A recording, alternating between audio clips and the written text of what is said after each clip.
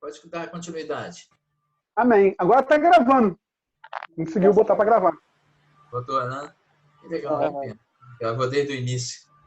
Não tem problema, nós vamos depois vou jogar lá no nossos canais lá para o pessoal poder ver. Pelo menos a segunda parte. Então, a gente começou falando sobre os sintomas, sobre fatores de risco, fatores de proteção, como é que faz diagnóstico, e agora acho que é importante falar sobre tratamento. Como é que se trata a depressão? Primeira questão é que qualquer coisa na psiquiatria você trata, quando necessário, com remédio, mas também com a psicoterapia. Então, psicoterapia e medicação caminham juntas. As duas apontam para o mesmo lugar, que é o tratamento, que é a melhora da pessoa. O que é psicoterapia? É basicamente a psicologia. Não existe só a psicologia como psicoterapia. Existem várias linhas. Por exemplo, aqui no Rio, quando eu falo Rio, o estado do Rio todo, São Paulo também, algo que é muito forte é a psicanálise. A psicanálise é um pouco diferente da psicologia, essa que a gente está mais acostumados, mas é um caminho. Existe a TCC, que é a terapia cognitivo-comportamental, que tem mais evidência científica. Existem vários tipos de terapia. Nesse momento, é importante até falar isso. Está tendo vários atendimentos gratuitos por psicólogos, tanto pelas prefeituras quanto pela Secretaria Estadual de Saúde. Estão disponibilizando atendimento gratuito por causa da questão da pandemia. E também tem grupos de voluntários no WhatsApp fazendo atendimento remoto da psicologia. Se vocês precisarem, eu posso passar essa lista para vocês. É algo muito bom, que ajuda. Psicoterapia sempre é importante para todos e no tratamento de depressão não é diferente. Na parte medicamentosa, como é que se trata a depressão? Com antidepressivo. E aí algumas questões que a gente tem que falar sempre. O antidepressivo gera dependência? Não. Ninguém fica viciado com antidepressivo. O que gera dependência? Qual é a medicação que gera dependência na psiquiatria? É o famosíssimo Rivotril. Rivotril é a marca, né? Qual é a substância do Rivotril? O clonazepam. Então, todos os remédios da família do clonazepam geram dependência. Quais são esses? Clonazepam, diazepam, alprazolam, bromazepam. Todos esses geram dependência. O que significa gerar dependência? No português, claro, a pessoa fica viciada nesse remédio. Qual é o grande problema disso? Além do fato da pessoa ter uma dependência química, um grande problema é que o uso desses medicamentos a longo prazo afetam a memória. Então, uma pessoa ali que usa o diazepam ou o Rivotril há 5, 6 anos, até menos que isso, 1 ano, começa a ter dificuldade de memória. Isso acontece por uma questão química do remédio. E outra coisa que também acontece, a pessoa que toma Rivotril há muito tempo sabe disso. A dose que fazia efeito no começo já não faz mais. A pessoa começou tomando 0,5 miligramas, agora está tomando 2. Amanhã vai estar tomando 4, depois 6. Por quê? Isso faz parte da dependência. Parênteses aqui, nosso tema não é dependência, mas só falando sobre isso, rapidinho. Dependência é isso. Tolerância, o que é tolerância? A dose que fazia efeito no começo já não faz mais. E o outro ponto que todos nós sabemos é crise de abstinência. A pessoa que toma Rivotril há 2, 3 anos, se você tira o Rivotril dado do nada, a pessoa enlouquece, porque entra em abstinência. Então, assim, primeiro ponto, a gente tem que ter cuidado com o remédio que toma. Tem que saber o que está tomando, quem prescreveu. Não existe Rivotril para tratar depressão. Rivotril é muito bom para tratar crise de ansiedade. Ele nem trata ansiedade, ele trata crise. É muito pontual. Tanto que se você tiver com uma crise de pânico, de ansiedade, for numa emergência, em geral o que eles vão fazer é diazepam intramuscular em você. Mas isso não está tratando, está tirando da crise. Muito menos ainda tratar depressão. Depressão se trata com antidepressivo, que não gera dependência. Isso significa, então, que eu posso começar um antidepressivo quando eu quero e parar quando eu quero? Não, não pode. Um exemplo muito claro, qual é? Antibiótico. Antibiótico eu posso tomar na hora que eu quero, da forma que eu quero, quando eu quiser parar? Claro que não. Agora, significa que eu fico viciado em antibiótico? Não. Mas se o médico falou que você tem que tomar 14 dias de amoxicilina, tem que tomar 14 dias. 14 dias não são 12, também não são 15. 14 dias são 15 dias. São 14 dias, desculpa. Depressão é a mesma coisa. Estou falando de remédio que vai mexer com o seu cérebro. Então, assim, eu não posso parar de tomar na hora que eu quero, tomar da forma que eu quero. Um dia eu tomo, outro dia eu não tomo. Não existe isso, gente. Até porque eu tomo um antidepressivo há 1 ano, estou bem. Esqueci 2 dias de tomar, possivelmente eu vou voltar para o começo, para estaca zero. E volto pior. Tá? Então, assim, tem que ter muito cuidado. Eu falo isso para os meus pacientes. Ou a gente vai tratar, ou não vai tratar. Não tem como meio tratar. Meio tratar é pior do que não tratar. Para antibiótico é a mesma coisa. Ou toma ou não toma. Não dá para meio tomar. E nem tomar sem indicação. Ou faz ou não faz. Então, o tratamento de depressão é com antidepressivo. Existem dezenas de antidepressivos. Quando a gente fala de sistema único de saúde, no SUS, no sistema público, a gente não tem tanta oferta. Quando a gente fala de comprar, a gente tem outras ofertas. Quando é que eu escolho um antidepressivo ou escolho outro? Eu não vou entrar em nomes de medicamentos. Se vocês quiserem perguntar, a gente até posso abordar, mas acho que esse não é o intuito. O que é importante falar é o seguinte. Em tese, existem classes de medicamentos. Em tese, não. Existem classes de medicamentos, famílias. A classe que a gente mais usa, que é uma específica, eu não vou ficar aqui falando nome porque é muito técnico, não faz diferença entre um e o outro. O que vai me fazer usar um e o outro? Efeito colateral. Eu vou usar o efeito colateral ao meu favor. Então, por exemplo, existe um antidepressivo que dá muita fome e muito sono. Para quem eu vou usar esse antidepressivo? Para a pessoa que não dorme e não come. Agora, se a pessoa tem uma depressão que ela está comendo demais, eu não vou usar esse antidepressivo. Por quê? Senão eu vou estar piorando ela. Existe antidepressivo que tem ação maior na dor. Então, talvez um paciente que tenha muita dor com a depressão, eu vou usar esse antidepressivo. Existe outro antidepressivo que diminui um pouco. Ele diminui, no primeiro momento, o apetite. Não é remédio para emagrecer, não é remédio para tirar fome. Nas primeiras semanas pode diminuir o apetite. Talvez eu vou usar esse remédio para quem? Para uma pessoa obesa. Eu vou usar o efeito colateral ao meu favor. Vou usar o efeito colateral para ajudar o paciente. Do contrário, não faz muita diferença dentro da mesma classe. Quando a gente muda de classe, aí sim começa a fazer alguma diferença. Por exemplo, tem um antidepressivo que ele é muito, digamos assim, entre aspas, energético. Então, uma pessoa que tem depressão e ansiedade não pode tomar esse, porque senão a pessoa vai ficar muito acelerada. Mas uma pessoa assim, prostrada, que não tem ânimo para nada, talvez eu entre com esse antidepressivo. Tanto que eu tenho que dar ele de manhã, porque se eu der à noite, a pessoa não dorme, tanta energia que dá. Então, assim, a escolha do antidepressivo se baseia nisso. Como são os sintomas da pessoa, e eu vou usar os efeitos colaterais dessa medicação a meu favor, a favor do paciente. Querem perguntar alguma coisa sobre medicação, gente? Sobre essa temática de tratamento? Não. Ida, tudo bem? Meu pastor. Tudo bem? Oi, Eude. Oi, pastor. Muito interessante você ter falado de duas coisas. O Rivotril, que eu acho que é um dos remédios mais usados, né? No mundo. Muita gente usa assim, acaba um falando com o outro, Rivotril, toma Rivotril que resolve. O tal do Rivotril, né? Que a gente conhece, já é famoso. Né? E a questão também que você explicou aí, dessas diferenças, né? De usar o efeito colateral a favor, né? Do paciente. E essas diferenças é que vão pesar muito na balança. Muitas vezes a pessoa toma um antidepressivo e não se sente bem porque ele está atuando exatamente no que ele já estava. Né? Se, por exemplo, como você disse, a pessoa não consegue dormir direito, aí toma um antidepressivo que acelera-se essa questão da insônia, então o antidepressivo não resolveu. Não, o antidepressivo vai resolver, mas só que dentro do campo certo. Por isso que é muito importante, na hora da consulta, dizer os sintomas, né? O que a pessoa sente. Eu como muito, não como muito, não durmo. Essas coisas aí. Interessantíssimo. Essa tua colocação, essa tua explicação aí foi muito boa. E até em cima disso que o senhor falou, por exemplo, a gente sempre começa com a dose mínima. Pode ser que a pessoa... Vou dar um exemplo. Fluoxetina, que é um antidepressivo talvez mais conhecido porque é aquilo que a gente tem no SUS. A fluoxetina, a menor dose dela é 20 miligramas.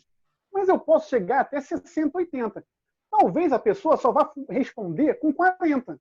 Então, o problema não é um antidepressivo. O problema é que ainda não está na dose adequada para ela. A gente precisa chegar na dose certa. E, além disso, nada da psiquiatria é rápido. O antidepressivo demora, em média, de 20 a 30 dias para começar o efeito. Então, assim, também não adianta eu tomei 15 dias e não melhorou nada, parei. Não. Tem que dar tempo para o remédio começar a agir e fazer o efeito no meu organismo. Lembrando que cada pessoa é uma pessoa. Aquilo que funciona com o meu vizinho não necessariamente vai funcionar comigo. Pode ser que piore a minha situação, como o senhor falou. Então, assim, a gente tem que ter cuidado, tem que saber o que está fazendo, como está tomando, a hora que está tomando, com o que está tomando. Tem gente que, por exemplo, pessoas às vezes que bebem, mistura o álcool com remédio. Isso não funciona, não dá certo. Então, assim, tem que ter muito cuidado. Existem remédios que interferem um no outro. Então, também tem que ter cuidado com quais são as medicações que a pessoa está tomando. Tem que ver também outras questões de saúde, como a gente falou. Não adianta eu ficar dando antidepressivo se a pessoa tem problema de tireoide. Não é uma questão de depressão psiquiátrica, é uma questão hormonal. Então, a gente tem que saber qual remédio a pessoa está usando. Não é porque eu comecei a usar, tem um mês, não deu certo, que eu vou parar tudo. Não. Talvez o que a gente precisa é o quê? Aumentar a dose. Se for preciso trocar, a gente troca. Ok, isso não é o problema. Agora, tem que dar tempo. A gente tem que ter tempo para saber se a medicação está agindo ou não. Tem que saber se está na dose correta da medicação. E aí, com isso, a gente vai tendo alguns parâmetros para saber o que a gente faz, o que a gente não faz, como entra, como é que não entra. Não dá para ficar tomando assim, dia sim, dia não, ficar tomando de forma incorreta. Não, tem que saber como está fazendo, porque senão o maior prejudicado é o próprio paciente. Ótimo. Oi, irmãos. Querem perguntar alguma coisa nesse sentido? Aproveita que depois... Eu quero perguntar, mas não em relação à medicação. Eu quero perguntar em relação à dor emocional. Porque, às vezes, muitas vezes, né, chega aquela dor emocional, às vezes a perda de alguém, ou alguma coisa que aconteceu. Então, você começa a ter uma dor muito forte, mas uma dor emocional, e essa dor emocional, às vezes, até causa uma doença física, né? Essa dor emocional também é uma consequência da depressão ou não? Pode gerar uma depressão futuramente? O que você chama de dor emocional? Assim, tenta explicar melhor, só para eu entender. A perda de um ente querido, por exemplo. Só para ver se eu entendi. Se a pessoa perdeu uma pessoa, e aí isso pode gerar depressão? Porque gera uma dor emocional. Então, assim, eu tenho um exemplo da minha avó. Minha avó faleceu há pouco tempo e ela teve câncer há uns 2, 3 anos atrás. Ela perdeu o filho. E isso foi em novembro, né, que meu tio faleceu. Então, a gente percebeu que depois disso, ela só veio definhando, e a ponto do câncer voltar de uma forma até mais agressiva e ela veio a falecer. E assim, a gente sabe que foi por conta dessa perda do filho, porque até então ela estava se tratando bem, tudo bem. Meu tio faleceu e aí depois disso, infelizmente, ela veio a falecer também. E a gente notou que foi claramente depois que meu tio faleceu. Então, acho que gerou uma dor muito forte, né? Gerou uma coisa muito forte nela, a ponto da doença física voltar e acontecer tudo o que aconteceu. A gente pode fazer alguns comentários em cima disso. Primeiro, que existe aquilo que a gente chama de angústia. O que é a famosa angústia, né? A angústia, todos nós já sentimos, é algo difícil de explicar, mas que a gente sabe como é que é. Em geral, aquele sentimento, aquele buraco no meio do peito. Parece que um buraco negro é um vazio no meio do peito. Isso é o que caracteriza bem a angústia. Talvez possa se chamar de dor emocional. Talvez. É isso. É angústia. Esse sentimento de vazio que é meio opressor, que parece que é uma pressão que está nos aplicando, um sentimento de vazio no peito. Para além disso, o que é importante a gente falar? Sobre o luto. O que é o luto? Luto não é só morte de alguém querido. Isso também pode ser luto. Luto é qualquer perda significativa. Então, vamos dar um exemplo claro. A pessoa trabalha 30 anos na empresa, é demitida, isso é luto. Ah, mas não morreu ninguém. Não morreu ninguém fisicamente, mas morreu uma relação. Uma relação construída há 30 anos. Sair de uma igreja, fui nascido, por exemplo, eu, nascido e criado na mesma igreja. Se eu saio agora, para mim, vou ter um luto. Claro que eu vou ter. Por quê? Porque é uma perda significativa. Um exemplo que talvez alguns de vocês já tenham tido. Perda de um animal doméstico. Não é uma pessoa humana, né? Não é uma pessoa humana. Mas é uma perda significativa para mim. Isso é luto? Sim, é luto. E eu tenho que trabalhar esse luto. Eu preciso processar esse luto. Tem toda aquela questão das fases do luto, né? Que algumas pessoas falam e tal, mas acho que isso não é importante para a gente. Existe algo chamado, para poder responder, né, a pergunta, que é o luto complicado. E aí, assim, uma pergunta que pode ser feita. Quando é que eu sei que a tristeza é do luto ou quando é que eu sei que a tristeza já complicou para virar doença e um luto complicado? Nas classificações mais antigas, falava-se sobre tempo. Tantas semanas. Tempo é importante, mas assim, eu acho que vocês não precisam focar no tempo. É focar naquilo que a gente falou lá no começo, entre a diferença entre a tristeza e a tristeza que é doença. O quê?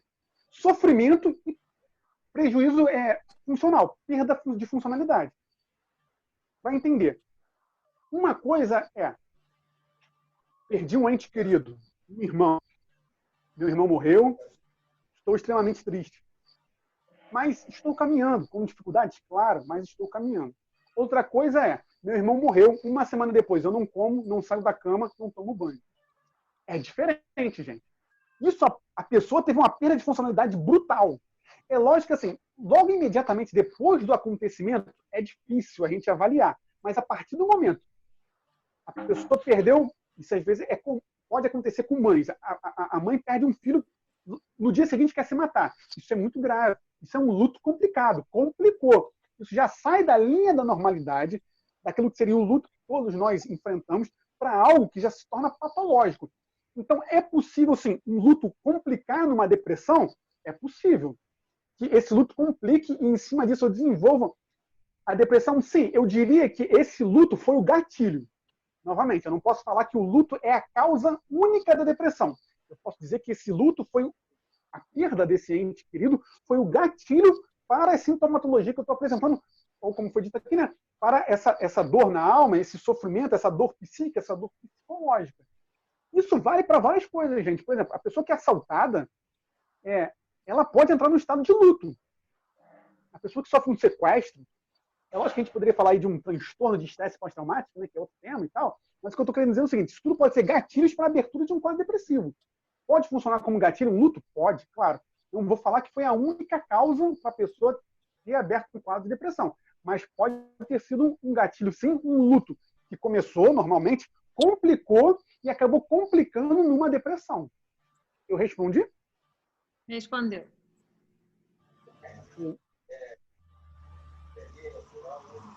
Mais alguém? Ô, pastor. Oi. Tiago. Não, na questão que ele falou de criança, né? Nós aqui com o Adriel, né?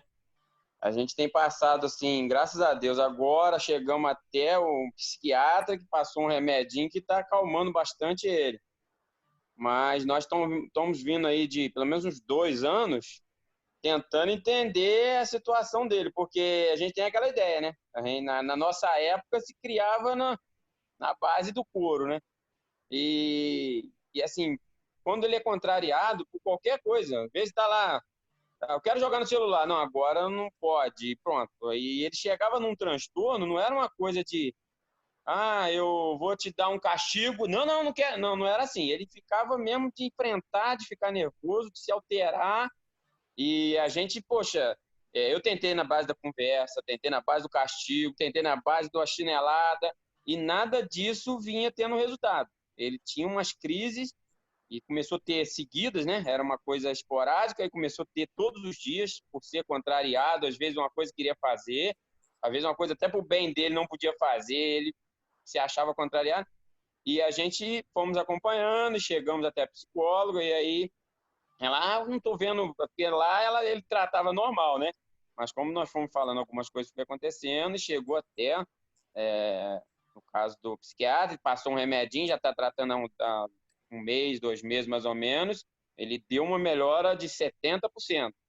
Mas ainda tem momentos de coisa, entendeu? Principalmente quando pega a Andresa, que é um pouco mais alterada também, parece que tem o mesmo temperamento que ele, e os dois já batem mais de frente. Mas eu senti que ele teve uma melhora.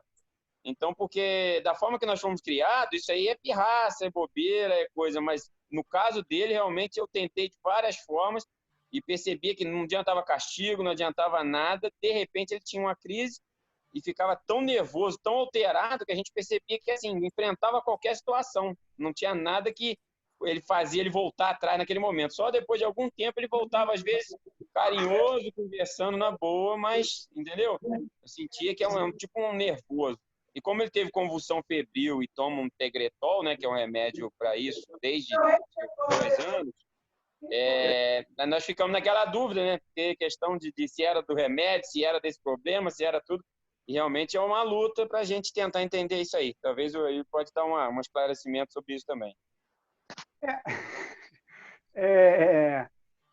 Vamos lá. Eu não tenho como falar assim especificamente, porque eu não conheço, né, a criança e tal, mas de linhas gerais, assim, eu acho que esse exemplo é muito bom para algumas coisas. Primeiro, para mostrar aquilo que a gente falou, que não adianta tratar o paciente se não tratar a família. Justamente isso, porque assim, são formações culturais existenciais totalmente diferentes. Uma coisa, e assim, eu acho que a gente está num momento muito bom para falar isso. Uma coisa é a criança que está crescendo num período de isolamento social. É algo que nenhum de nós aqui tivemos na nossa formação enquanto pessoas. E as crianças hoje estão, nesse período, né, estão crescendo assim. Então, assim, primeira coisa, não adianta tratar só o filho, tem que tratar o filho, o pai. Não estou falando que o pai e a mãe estejam doentes, eu estou falando que a gente precisa ajustar, entender psicoeducação. Isso que a gente está fazendo aqui é de suma importância, porque tirar dúvidas, isso é uma das maiores armas. O conhecimento, a informação é algo fundamental para todos. Tanto, por exemplo, para a questão do Covid, né, o que fazer, o que não fazer, mas também para a questão da depressão também. Então, esse é o primeiro ponto. Segundo ponto é, assim, mudanças de comportamento na criança podem ser muitas coisas. O que eu acho que é bom a gente frisar em cima disso é o quê? Primeiro, a gente percebe claramente uma perda de funcionalidade, como a gente falou. Porque, assim, foi contrariado e tem um rompante completamente diferente do comportamento, muda completamente, não consegue mais realizar nada. Uma agitação, talvez uma agressividade. Existe uma mudança muito grande. Essa mudança muito grande, essa quebra da funcionalidade de uma linha de normalidade, como contrariado, sim, chama atenção uma possibilidade de haver alguma coisa. Eu não tenho como precisar o que é, o que não é. Essa questão da convulsão febril. Só para tirar a dúvida, entre parênteses aqui, convulsão febril acontece, não é só quando a criança, na verdade, a convulsão pela febre não é por causa da febre em si. A convulsão febril acontece por alteração de temperatura muito rápida. Então, a criança que faz febre muito rápida, mas que também diminui a temperatura muito rápido, pode levar a uma convulsão febril. Por isso que crianças que já tiveram convulsão febril, o que a gente tenta fazer? Começou a esquentar, a gente já dá uma medicação para impedir que suba muito rápido a temperatura para não desenvolver a convulsão febril, que caracteristicamente vai até uns 5 anos, falando de convulsão febril. A partir de 5 anos a gente já não caracteriza tanto como convulsão febril. Alguns tipos, a convulsão, gente, por mais que tenha aquela convulsão clássica, né, da pessoa que cai no chão, se debate, espume, isso não existe só esse tipo de convulsão ou de epilepsia. Existe epilepsia que a pessoa manifesta a convulsão por mudança completa de comportamento. Então, assim, isso poderia ser algo, um tipo de convulsão? Talvez. Poderia ser algo... Agora, também pode ser que não seja nada a nível de doença. Talvez possa ser algo comportamental. Uma questão de educação. Não estou falando que foi mal educado ou bem educado. Não é isso, mas uma questão assim, de comportamento. Da mudança. E aí é muito mais um ajustamento ali psicológico no entorno. Tem muitas possibilidades. Eu sei que sim, a resposta foi muito vaga, mas eu acho que a gente consegue usar esse exemplo para explorar algumas coisas que a gente comentou. E eu não consigo dar muitos detalhes. O que eu posso falar é que, a nível de saúde pública, eu não sei exatamente aí em Petrópolis, mas existem os CAPs. O CAPS é Centro de Atenção Psicossocial. Isso assim, existe CAPS em Petrópolis, isso eu tenho certeza. E existe o CAPS da infância. O que é o CAPS? O CAPS ele é o serviço especializado no SUS para pacientes psiquiátricos.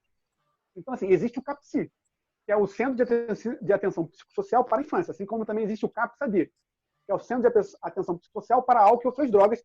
A nível de SUS, é o que tem mais especializado para tratamento de infância, para tratamento de crianças.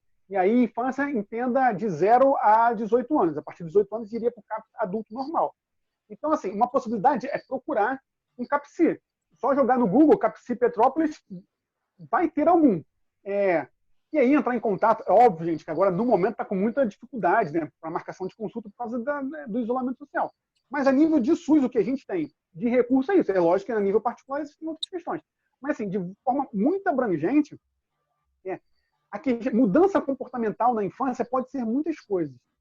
Eu não tenho como precisar nem que é uma doença, nem que não seja. Como eu falei, pode ser desde uma questão de ajustamento, por exemplo, porque mudou de escola, porque mudou o isolamento social, porque mudou alguma coisa, Ou pode ser também uma doença, pode ser algo da convulsão, pode ser muitas coisas. Mais alguém? Alguém quer perguntar alguma coisa, gente? Eu, de novo. Oi, pode falar. Não diante dessa parte, né, de medicação ou depressão em si. Você falou algumas vezes da questão do isolamento social e a gente tem vivido muito isso, né? Eu, por exemplo, não estou em isolamento. Eu trabalho normal todos os dias, enfim. Mas a questão da ansiedade gerada por conta desse isolamento. Porque você falou da questão da criança, né? Eu tenho uma criança de 4 anos em casa, que já está há 2 meses sem ir para a escola, e não tem mais o que inventar de brincadeira, não tem mais o que fazer, porque a criança já está entediada, às vezes só quer ficar na televisão, vendo televisão, ou ficar jogando no celular e tal. E nós também, como adultos, gera uma frustração, gera uma ansiedade, porque você já não sabe mais o que fazer, já não sabe mais que atividade dá para essa criança, e aí você acaba se frustrando, porque você não sabe o que fazer, aí geram N situações, e aí esse isolamento social deixa a gente um pouco perdido, né, diante da situação, porque a gente não sabe quando vai acabar, quando que a gente vai ter uma resposta certa, então a gente é tudo indefinido. E aí a gente fica nessa questão da ansiedade, gera ansiedade na gente, como pais, como adultos, gera ansiedade na criança, que tem saudade da escola, saudade dos amigos, saudade de tudo, não pode sair de casa, e quando sai tem que usar máscara. Então, assim, eu acho que é uma confusão muito grande na cabeça da criança, e nós, como pais, gera também uma frustração, uma ansiedade muito grande, né? Não, com certeza. A primeira coisa a fazer, uma pergunta muito boa. Qual é a primeira coisa a fazer? Papai e mamãe tem que sentar com o filho e explicar o que está acontecendo. Ah, mas meu filho tem 3 anos de idade. Não. Seu filho sabe que tem alguma coisa acontecendo. Porque ele está percebendo que papai e mamãe estão em casa, ele está percebendo que ele não está indo para a escola. Tem um amiguinho que comenta. Então, assim, as crianças são bombardeadas por informações. O ideal é o quê? Papai e mamãe sentam com a criança e explica. É lógico, gente, não vai explicar que é o Covid que está acontecendo, que a criança não sabe o que é Covid. Mas é sentar com ela e explicar. Olha, está acontecendo isso, isso, isso. As crianças percebem e percebem tudo. Tudo que vocês acharem que elas não percebem, elas percebem, elas sabem, tudo. Então, assim, tem que sentar e explicar. Não dá para ignorar, não, vai passar. Não dá para ignorar. Tem que sentar, conversar e explicar. E talvez explicar várias vezes. A criança, às vezes, a gente tem que explicar a mesma coisa várias vezes. Por quê? Para ele entender. Para ele ter confiança no pai e na mãe. Esse é um momento delicado. Muitas crianças não estão dormindo bem. Apareceu aqui, mas é só não clicar no OK que continua. Pode continuar ou... Doutor Yudi. Oi. Rapaz, está tão bom, tão esclarecedor, e eu gostaria de abordar 3 temas que vai ser impossível a gente... Não, eu sei que você é uma pessoa ocupada, eu sei que, poxa, você já está aí há mais de 1 hora conversando com a gente aí, mas existem 3 temas, já entraram em 2, fora da depressão, né? E tem 3 temas que eu gostaria imensamente de até divulgar na igreja para que outros irmãos também pudessem ter esse privilégio de participar, que é a questão da ansiedade, a questão da irritabilidade e a questão da síndrome do pânico. Eu tive ansiedade, já tem muito tempo, já tem, acredito que uns 30 anos isso daí. Eu tive por questão de ansiedade e eu acabei desenvolvendo uma síndrome do pânico. E me tratei durante 3 anos. E acabei entrando, não sei se você chegou a ouvir um remédio que chamava Tranquilane, não existe mais. Ele não existe mais, eu não sei qual era a fórmula dele. Ele deve existir, mas com outro nome, né? E foi um remédio que eu tomei durante muito tempo que gerou até dependência. E para sair foi batalha. Né? Eu já estava bem, mas para sair do remédio foi batalha. Então, são assuntos que eu acho que seria extremamente interessante a gente ter um tempo melhor para dividir isso daí. Eu sei que você é uma pessoa extremamente ocupada, além dos teus afazeres como médico, você tem os afazeres da igreja, família, isso tudo. Mas se você tivesse uma outra oportunidade de conversar conosco, da gente poder ter um outro dia aí, para que nós pudéssemos até avisar a igreja, dia tal, a gente vai fazer sobre esse assunto, porque alguns irmãos entraram, outros, acredito que quando nós passarmos essa gravação aí, vai achar extremamente interessante, vai querer até participar, ser esclarecido. Olha, eu fui imensamente esclarecido, né, nesse primeiro tema, e agora tem outros temas aí que seria interessante a gente ter tempo para conversar, né? É abusar demais da sua pessoa te pedir uma coisa dessa? Não, claro que não, pastor. A gente está aqui para isso. O que a gente puder ajudar, só a gente marca o dia, não tem problema nenhum. Não é? Porque eu gostaria de abordar melhor esses assuntos, né? A questão da ansiedade, a depressão, eu acho que foi, poxa, uma aula aí tremenda que nós tivemos e vai abençoar outras vidas que nós vamos colocar nos nossos canais aí essa gravação. E também a questão da ansiedade, né? Que tem muita gente. Eu conheço pessoas que ficam ansiosas, começam a arrancar as pelinhas do dedo todinho, né? Tem outros que ficam ansiosos e comem demais. Tem outros que ficam